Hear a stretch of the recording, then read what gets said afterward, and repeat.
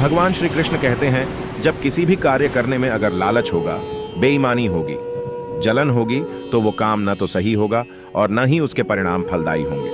इसके अतिरिक्त जिस कार्य को हम पूरे मन से प्रेम पूर्वक करेंगे, तो वो न सिर्फ हमारे लिए बल्कि समाज के लिए भी हितप्रद होगा। जो व्यक्ति कामी प्रवृत्ति का होता हो, जिसके मन में लोभ होता है और जो अत्यधिक क्रोधी स्वभाव का होता है, उसके लिए नर्क के द्वार सदैव खुले होते हैं। अर्थात ऐसे व्यक्ति को तो सिर्फ नर्क में ही जगह मिलती है। भगवान श्री कृष्ण ही इस सृष्टि के पालनहार है। वही इस संसार की शुरुआत थे, वही मध्य और वही अंत होंगे। मनुष्य सब कुछ चाहता है, पर सब कुछ उसे नहीं मिल सकता। आपको जो नहीं मिला उसके लिए पश्चाताप मत करो, और जो आपसे खो गया, जो आपसे अलग हो गया, उसके लिए निराश भी मत हो। समय एक सा नहीं रहता। आज दुख है तो कल सुख भी आएंगे, और सुख के बाद दुख भी आना स्वाभाविक है। आपको पूरे धैर्य और श्री कृष्ण पर विश्वास के साथ अपना जीवन निर्वाह करना चाहिए। लोग अक्सर सच कहने से बचते हैं या डरते हैं, पर सत्य कभी छुप नहीं सकता और न ही कभी मिट सकता है। कितना भी छुपा लें, पर सच तो उजागर हो ही जाएगा।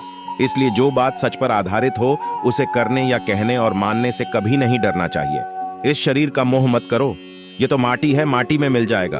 अमर तो आत्मा है, जो परमात्मा में मिल जाएगी।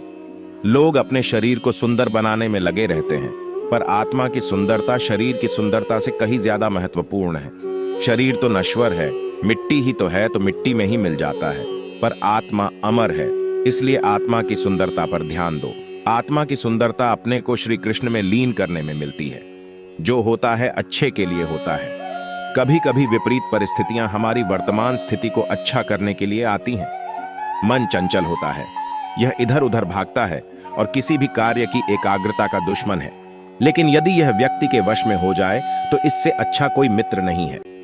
मन को एकाग्र करना जरूरी है, बस थोड़े से प्रयास और अभ्यास की जरूरत है। हमारी सफलता और असफलता इस बात पर निर्भर करती है कि हम खुद पर कितना विश्वास करते हैं। व्यक्ति जो चाहे बन सकता है, यदि पूरे विश्वास के साथ अपने लक्ष्य पर लगातार चलता रहे। जिस इंसान के चारों तरफ नकारात्मक लोग रहते हैं, उस इंसान का मंजिल से भटक जाना तय है।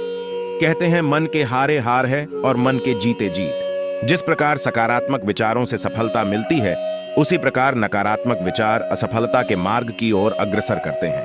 क्योंकि जैसा हम सोचते हैं, वैसे ही हम बनते जाते हैं, और अपने विचारों के माध्यम से ही हमें नकारात्मक और सकारात्मक परिणाम मिलते हैं।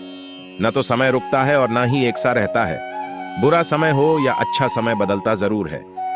आज बुरा है तो कल अच्छा, और अच्छा तो फिर बुरा समय जरूर आएगा।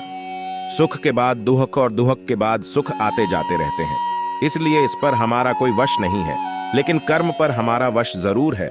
आप सिर्फ कर्म करिए, फल की चिंता किए बगैर। समय आने पर फल जरूर मिलेगा। श्री कृष्ण कहते हैं कि वो किसी के भी भाग्य के निर्माता नहीं है। व्यक्ति खुद ही अपना भाग्य लिखता है। आप जैसा बीज बोएंगे, आप वैसी ही फसल ही काटेंगे। आप जैसा कर्म करेंगे, आपको वैसे है परिणाम मिलेंगे। यदि विद्यार्थी मन लगाकर पढ़ाई करेंगे, तो परीक्षा में सफल होंगे। इसलिए हर व्यक्ति का भाग्य तभी बदलेगा जब वो ऐसे कर्म करेगा। जो कर्म में अकर्म देखता है और अकर्म में कर्म देखता है, वह मनुष्यों में बुद्धिमान होता है।